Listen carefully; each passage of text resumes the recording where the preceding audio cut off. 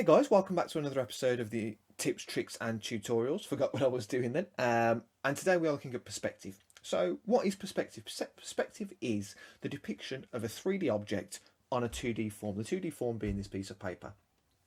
And as industrial designers, whether it be product or automotive in my case, it is imperative that we understand how perspective works because it is how we show and understand a form's depth, height, width, and maybe even that object's distance to another, depending on what scene we are depicting.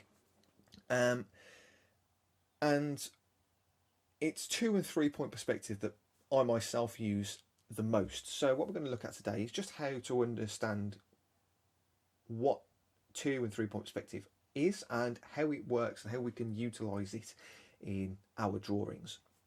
So, what we have here is the 2 point perspective. We've got 1 point either end, go a little bit more in the centre, and a horizon line or a vanishing point. Now, a vanishing point,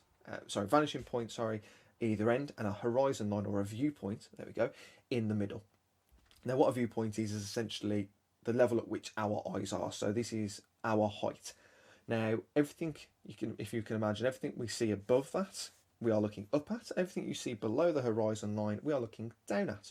So if I was, say, looking at an object on a high shelf, and that was the corner, you draw a line straight down to it, and down to each perspective point, and like so, you've created an item that has a forced perspective either side and something that depicts you looking up at it. Now, if I wanted to take the item off the shelf and have it in my hands and look at the top side, what you'd then do, you'd swap the perspective of the object down underneath the horizon line, and just as before, I'm going to create one line, 2 lines to the one perspective, a vanishing point, and 2 others to the next.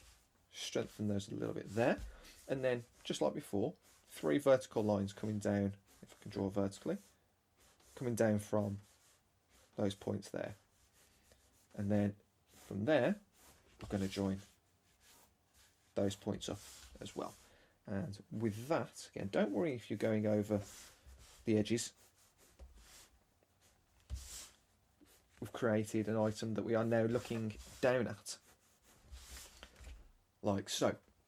And this is a great exercise if you're just starting out to move a cuboid in space. So again, if we were to move, let's say, start with a vertical, sometimes it helps with that there. If you know it's a cuboid that you're going to be creating. And like so, you then start to build up that shape. Now, what you can see, however, is the sheer severity and perspective that is being forced on this particular side here. And as a rule of thumb, to myself, I try and stick within the centre area of those 2 perspective points, purely and simply because this forced perspective over here can be extremely dramatic and really hinder what you're trying to understand of a shape. It's not necessarily a realistic angle that you'll be looking at an item. So I like to stick somewhere within the middle and go from there. Maybe just squeeze over into the summit, into the far left and far right of that. Now, 2 point perspective, again, really good for simple shapes. However, if we want to add a little bit of drama and theatre to our drawings and taper them even more, we'd introduce a 3rd perspective point. So, once again, perspective 1 to there, and then a perspective way down here. Again, I'm going to be looking down at this object. So, just like before, I'm going to create my 4 lines just there, and then my vertical lines from the centre disappearing down to that point. However, these points now will not go vertical, they will disappear to this vanishing point, like so.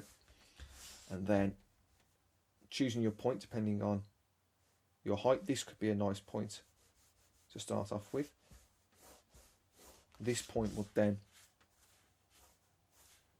vanish, and you have a very dramatic angled perspective of a cube or cuboid there. However, you may notice one thing. This is again an extreme angle where everything is being sucked and pulled into these three viewpoints, and again it can look a bit unnatural. So what it is, and it's important that you try and get to this stage, is imagine these vanishing points off the page, so you're not confined to the edges of a piece of paper, because with those viewpoints on here everything will be very dramatic, whereas if you can push them to the edge, an item looks much more natural and as if being held in one's hand. So again, if I can draw these lines, and you can see these lines are just vanishing off, and I know they're going to meet eventually, but because the perspective points are way off in the distance, the item, as I was saying, looks much more natural and unextruded. So 2 and 3 point perspective are a great way to get to grips with constructing a basic form, and with that you can create forms out of a shape like this. So for example, we have here a very, very slightly exaggerated 3 point perspective. They are vanishing extremely far off in the distance to avoid any extreme views. But what I'm going to do here is just show you how you can use this cuboid in perspective as a template to create an automotive sketch. I'm going to start off again following the perspective with roughly marking out where these wheels are going to go. Think about the perspectives, think about your wheelbase of the actual vehicle, depending on what vehicle you're designing. But what we're going to do is just start to extend some of these lines to accommodate for bumper areas. Pull this corner forward, and obviously what you've got to think of, these corners slightly curving, so like so. And think about where your A pillar is going to fall for your window, and then your C pillar leading into the boot. Roughly guiding your centre line, that'll help, and then use these perspective lines once again to help mark out your roof line, and then just guide them in, and then slightly make them a bit more natural for an automotive form. Put that centre line in, and construction lines, understand the basics and form, and then lastly those wheels.